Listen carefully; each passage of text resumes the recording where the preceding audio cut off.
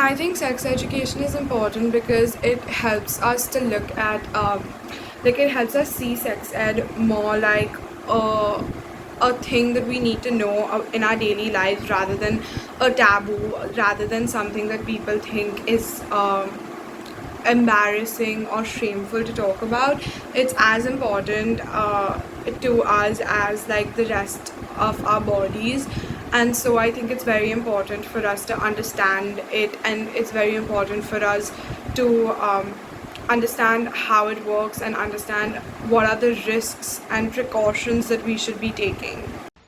Sex education is important to be spoken about since youth because it makes us aware about our personal reproductive health, it makes us aware about sexual behaviors, it makes us value consent, and also helps to prevent sexually transmitted diseases, unwanted pregnancies, etc.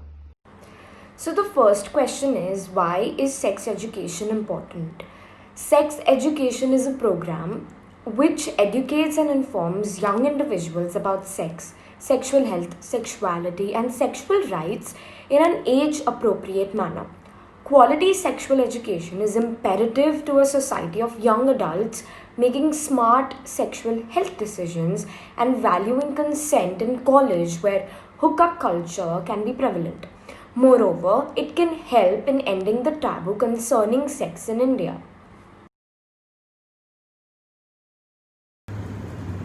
Okay, hi. So for me, what I think is correct when it comes to learning sex education, then appropriate age, to even just generally get introduced to this term and know more about it should be pre-teen stage, right?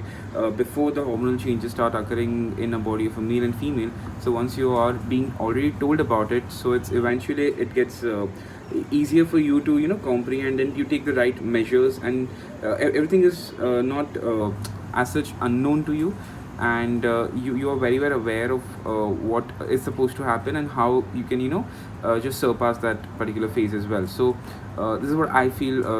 And any age between 9 to 12 should be the appropriate one to get introduced to sex education. Yeah. Appropriate age for sex education would be 12 or 13 because that is the age when most children hit puberty, and at that time they need constant guidance from correct sources such as their teachers.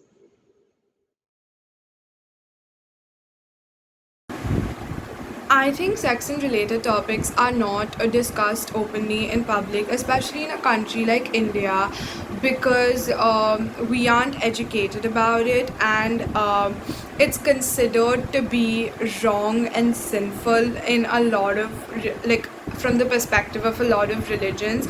And because India is a very religious country, we fail to see the importance of sex education and focus more on the fact that it's apparently shameful and a taboo. So I think that's why we don't discuss it openly, or yeah.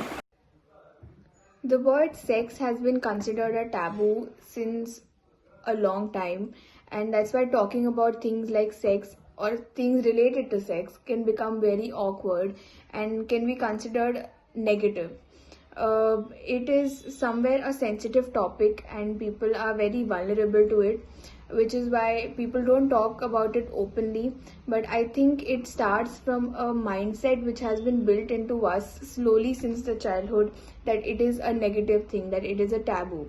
In fact, it should be discussed openly, and it should come from the parent to the child, and of course from teachers to students, because it makes the environment so much safer for everybody.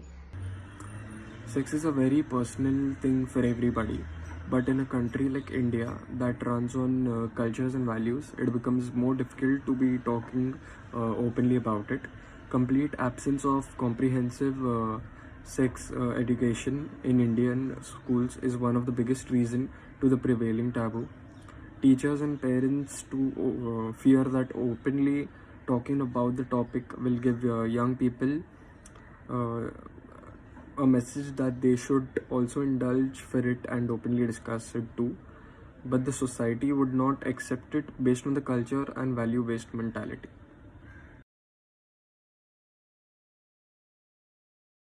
Contrary to the fact that sex education actually promotes sex among teenagers, it has been statistically proven by various studies throughout the world that teenagers who had access to healthy and safe sex education were known to take part in sexual activities and engage in them much, much later as compared to those kids who were actually not educated. In fact, it's very important because if you think about it, practicing safe sex for a better future planning, for educating children about contraceptives, about the risks of having multiple partners, about the risks of sexually transmitted diseases, about AIDS, which could be life threatening. All of these things are really, really important. We learn a lot of things in our school which are not really useful throughout our life. We learn about calculus, we learn about physics.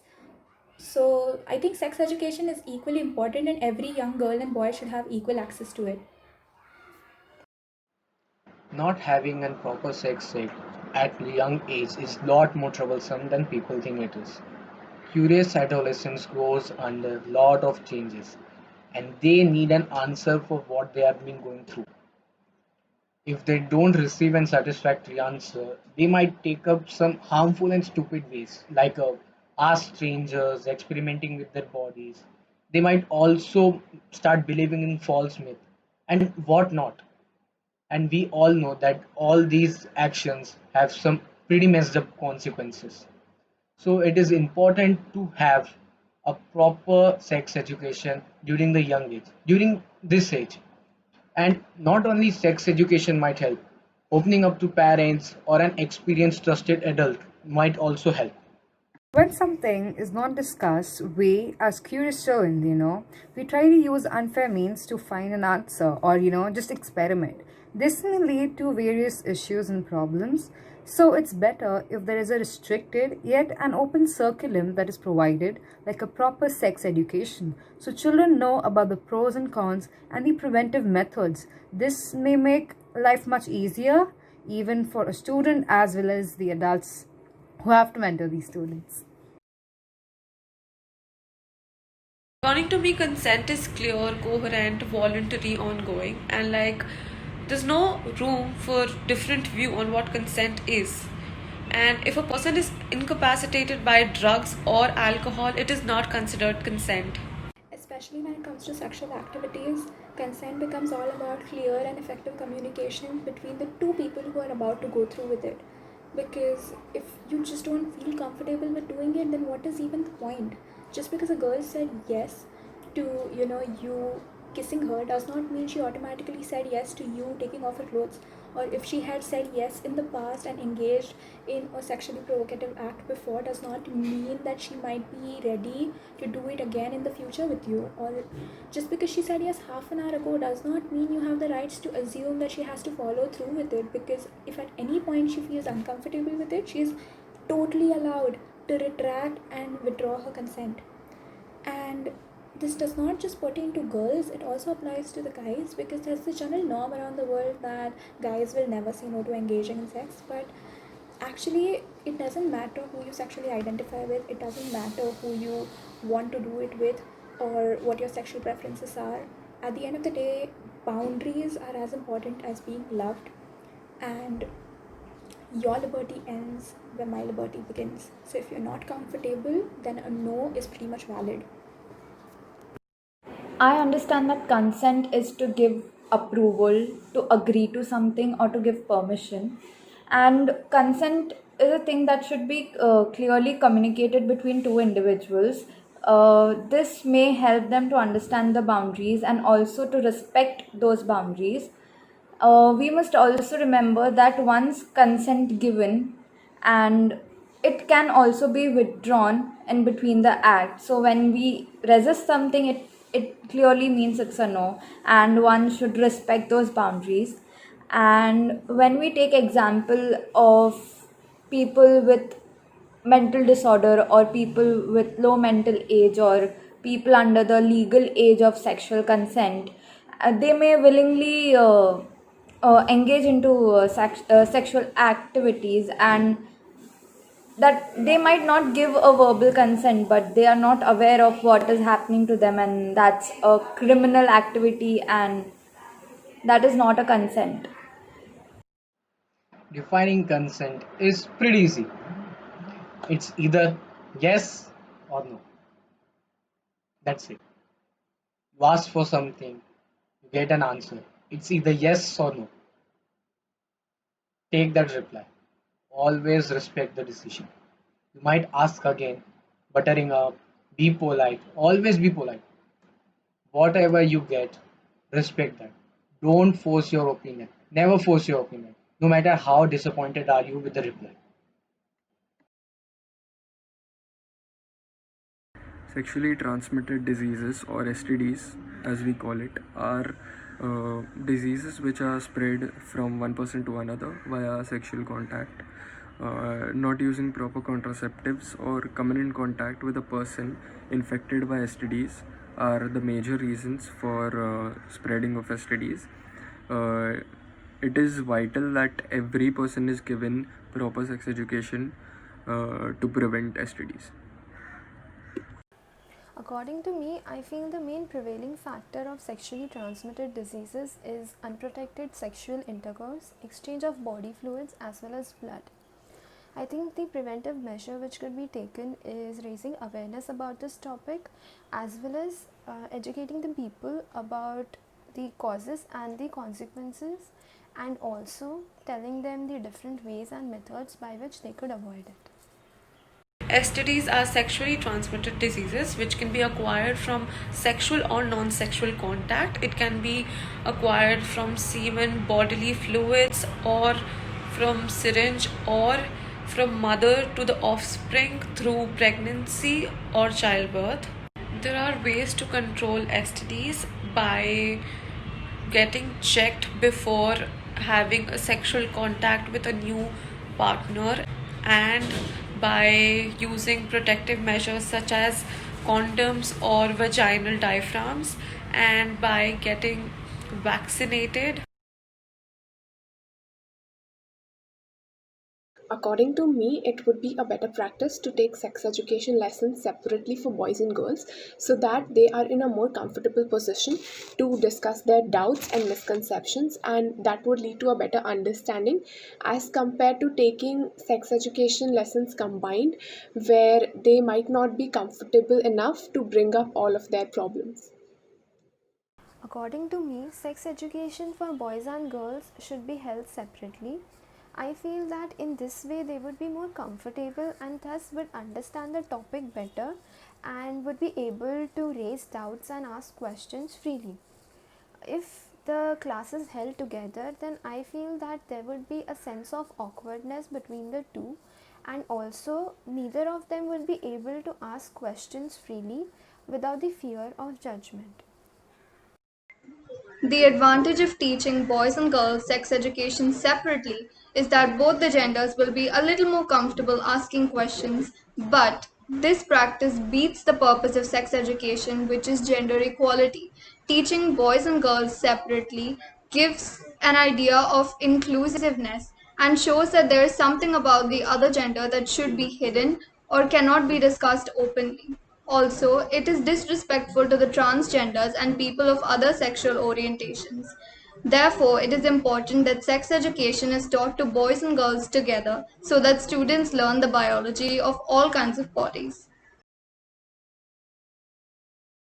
Right, so how do we address LGBT in our society? While this is a very serious question which I'm here to address, at the same time, this question should not exist, is what I strongly believe in. Why do we need to even think in this particular manner or even think about this entire vertical? Is because we need to treat them fairly, which means, when I say fair, it means out of respect. That's the first thing which needs to be maintained when you address LGBT guys around you. And more than respect, it should be with a lot of love and care. And you do not, all of us, none of us need to make them feel like they are different. No, they are not. It's just that they have sort of feelings which we do not possess. For them, we are different. For us, maybe they would be different, right? So that entire communication goes on and on. But we need to make sure that none of us treat each other as different human beings. We are just one entitled human being with maybe different emotions. That's it.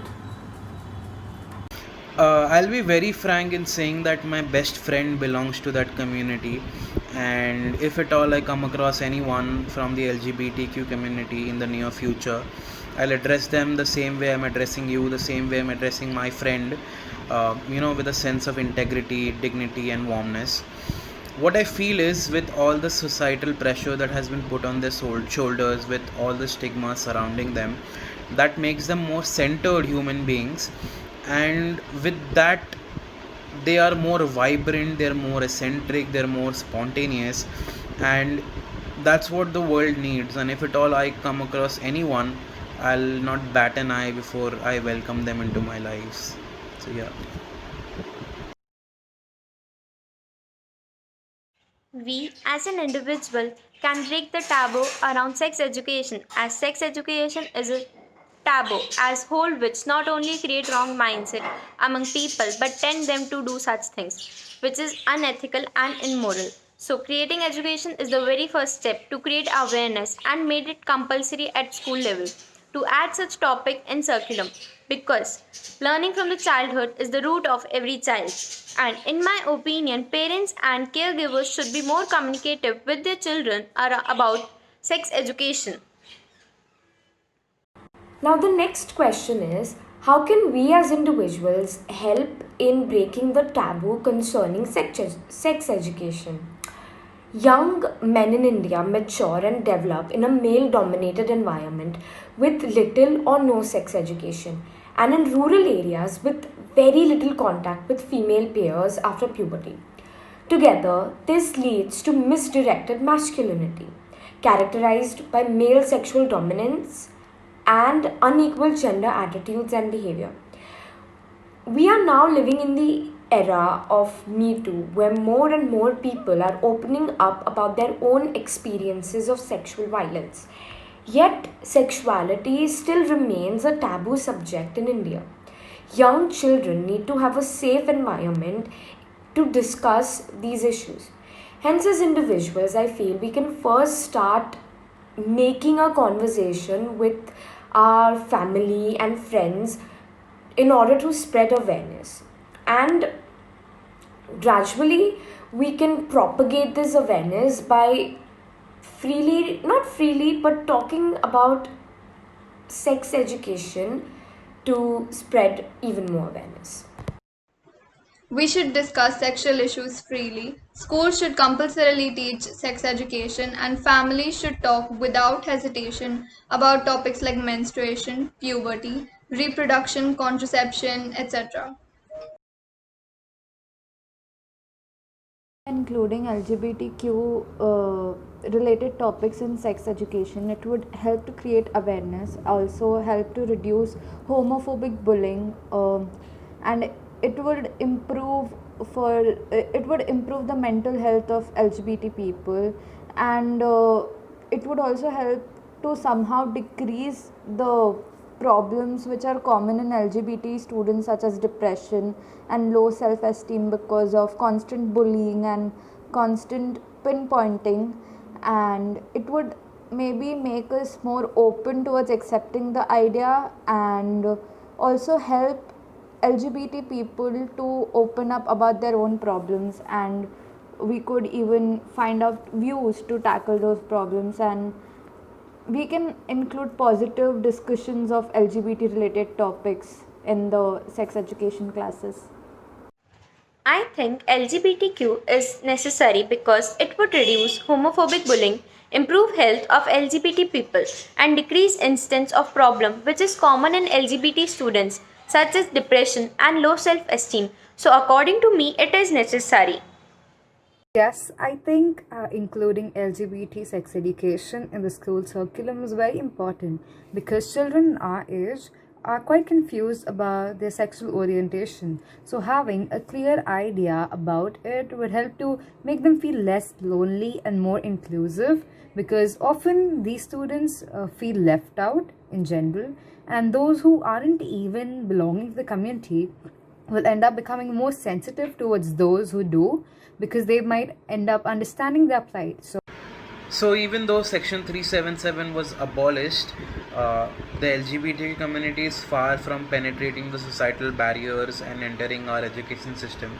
However, as things stand and things look positive, in the near future, LGBTQ plus inclusive sex education program in our holistic school systems will not only educate the community members but will also create a sense of welcomeness, a sense of inclusiveness and acceptance among the community members. Because if our gurus, if our teachers are comfortable talking about it, are comfortable teaching about it, about the pros and cons of having a same sex relationship, the members of that community will in turn be better informed, will in turn be better equipped to deal with various challenges that will lie in front of them in regarding everything a mental, and a physical relationship with their partners. So I think it should be included. I think it's very important because every relationship is about reliability, it's about making informed decisions, and if it's included in the program, it will be a good source of information. It will build their confidence, to go out and be accepted in the society, a society where these things are still considered orthodox. So I think it should be included and it will go a long way. Thank you.